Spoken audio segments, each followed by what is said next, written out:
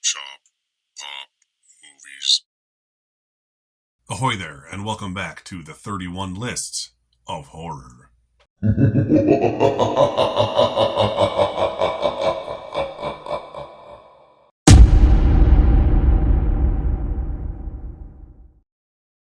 Ahoy there, my name is Derek, the Convicted Cinephile, and if you're a Convicted Cinephile yourself, please like, share, and subscribe to the channel down below. I'm here back again with another 31 List of Horror, 5 recommendations of horror films from a certain genre for you, and today's genre is going to be body horror. Yes, so once again, there's a couple very obvious picks in here, but they're all good ones that you need to see if you haven't. One of these is honestly, quite possibly, one of my favorite films of all time. I mean, there's not possibly. It is one of my favorite films of all time. You can probably guess what that is before I even talk about it. So let's just talk about it. John Carpenter's The Thing. One of, if not the greatest horror sci-fi film of all time.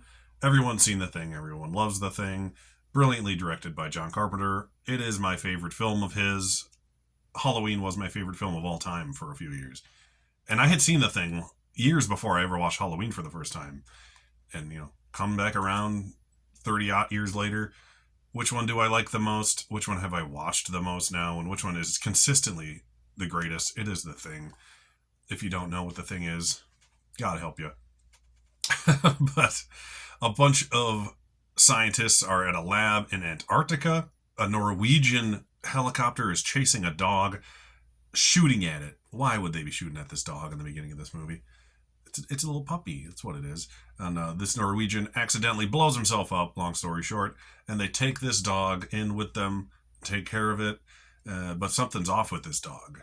There's a reason that them Norwegians were trying to kill this thing, and that's because it was indeed the Thing. It is an alien that they dug out of the ground that was there for thousands, even millions of years, possibly. I forget exactly, but it's a long time. They say it in the movie. And it's an alien that replicates whatever it wants to, any living creature. So it starts to infect and replicate the people in this crew. It's a movie about suspicion. You don't know who to trust, and you can't tell who's who. It's one of those things. 100,000 years, by the way, it says in the back. How long that thing was buried. But you got Kurt Russell in here. You got Keith David in here. Great cast of character actors from the 80s. And, big movie stars like Kurt Russell. Basically, this group of guys gets taken over by this alien entity, and you don't know who to trust by the end of the movie. And even at the end of the movie, you still don't know who or what, if anything, is The Thing. The Thing is amazing. Like I said, everyone's seen The Thing. Everyone loves The Thing. But if you haven't, finish this video, like, comment, and subscribe, and then go watch The Thing immediately. And since we're talking about body horror, I'm even wearing my David Cronenberg shirt today, just kind of by happenstance. So that's why I did this video today, because I put this shirt on.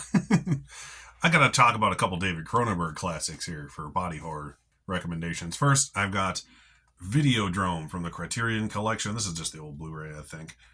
It is available on 4K as well. This is a weird movie. It's one of my favorite cases ever, too. It looks like an old Betamax tape.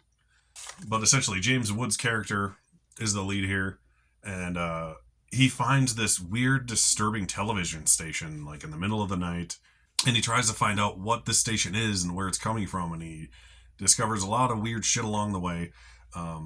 It's hard a movie to describe other than that. He gets obsessed over this station and an obsession over the flesh. Long live the new flesh is the tagline of the film. This movie's got stomach vaginas, it's got organic hand pistols made of flesh, and it's got James Woods. What more do you want? It's 89 minutes of just batshit crazy Cronenberg body horror goodness, and it just gets weirder and weirder as it goes. And like The Thing, which I didn't even mention how amazing the makeup is in that.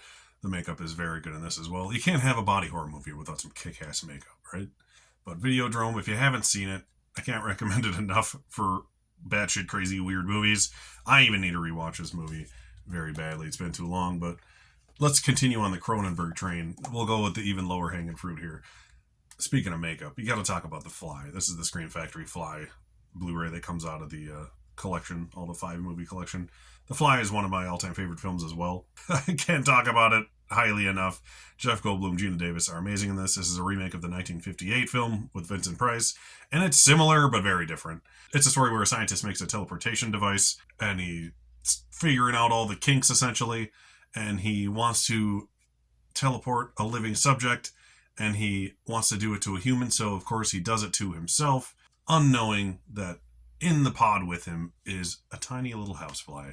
So everything seems great. He has like super strength and energy almost when he does this teleportation the first time, but that comes from the fly's DNA merging with his, and over the course of the film he slowly becomes Brundlefly, and even more so a human living fly, and it's icky. It's an icky one. The 58 movie's a little goofy at times. The fly design is kind of funny. It's a 50s monster movie is what it is, where he's like literally has the head of a fly and an arm of a fly and vice versa.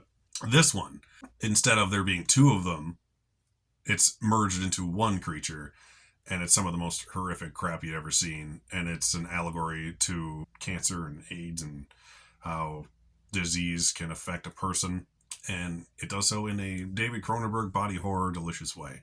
So if you don't want to ever eat donuts again for the rest of your life, go watch The Fly. Next on my body horror recommendations, I'm going to talk about everyone's favorite filmmaker at the moment, or your least favorite if you're a Snyder bro, James Gunn's Slither, which is a super fun movie. This is one I need to rewatch as well. I mean, need to rewatch everything, right? We got to watch everything all the time.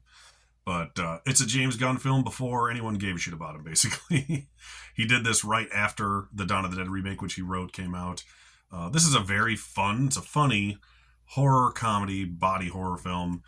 I mean, you get these, look at that. That's Michael Rooker on the cover there, by the way. You got Michael Rooker, you got Elizabeth Banks in this, and of course, the great Nathan Fillion. So it's full of just James Gunn regulars doing their grossest things. And it's about these little alien slugs that infest these people and turn them into these nasty, nasty monsters that crave like raw meat, and it's weird as shit. But it's really funny along the way.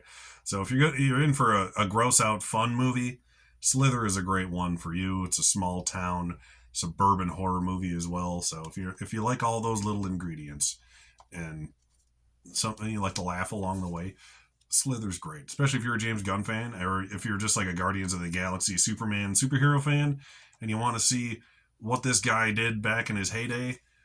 This is a James Gunn movie you need to see. It's high in quality, but low enough in brow to appease everybody. Last, but certainly not least, is a movie that I've only recently as in like a few years ago, discovered. I never heard of this movie. I never saw it when I was a kid, unlike a lot of these older 80s movies that I grew up on. This is the epitome of Eat the Rich movies, and it's a great body horror film as well. Another one that's kind of funny, that is going to be Society. This movie, holy buckets, did it catch me off guard. This has some of the most ridiculous makeup effects you'll ever see. The climax of this film is unlike anything I've seen before, and it is one of my favorite climaxes of any film ever, just because of how ridiculously crazy it gets. And it's a fast watch too. It's only like an hour and a half. That's what's great about all these movies. Horror movies are always like 90 minutes long, especially a Cronenberg movie. As I always say, Cronenberg can get it done in 100 minutes or less, or your money back. But it's essentially this kid who doesn't feel at home at his home. Essentially, he feels like something's off. He doesn't feel like he belongs. And he starts to notice a lot of weird things about his family, almost incestuous things that are just very off-putting. He keeps seeing things that don't seem right. The movie is very dreamlike at the beginning when you're trying to figure out what the hell's going on. And then once you do realize what the hell's going on, it becomes sort of like a conspiracy. Let's solve this mystery and get rid of this problem that's going on. And you find out what the Society is. And like I said, it's the best Eat the Rich movie you're ever going to see. I can't say too much without giving it away, but when you're done watching Society, which you all should do, because it's just an interesting watch, if nothing else, you're going to want to have a good shunting once in a while. I'll just put it that way. And those are my 5 body horror recommendations out of my collection. Some are low-hanging fruit. Some are a little bit weirder and out there, like Society is. But if you haven't seen any of these, give them a watch. They're a great time. If you like one of these, you'll probably like them all to some degree. If you like to be grossed out by weird shit, this is your genre right here. All hail the new flesh. Once again, my name is Derek, the Convicted Cinephile. Please like, share, and subscribe to the channel down below. Thanks for watching, and I'll see you next time. Thank you so much for watching, everybody. Don't forget to like and subscribe to the channel, and channel memberships and merch are available on TeePublic and Spreadshop stores.